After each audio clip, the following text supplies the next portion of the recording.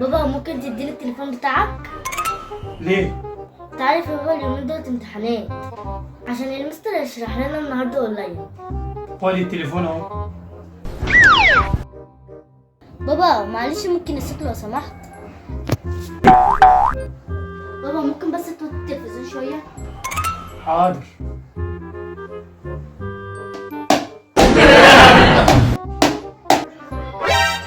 يا حنين، انت جايبه لي المفك الكبير ليه؟ انا عايز المفك الصغير. خد يا بابا.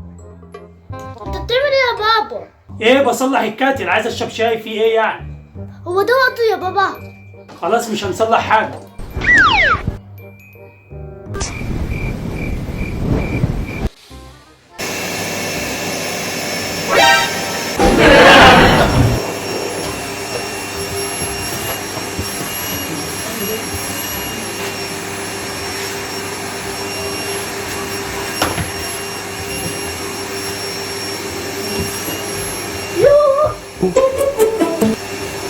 ايه ده؟ هي زعلت ولا ايه؟ هل ده صحيح بنتك؟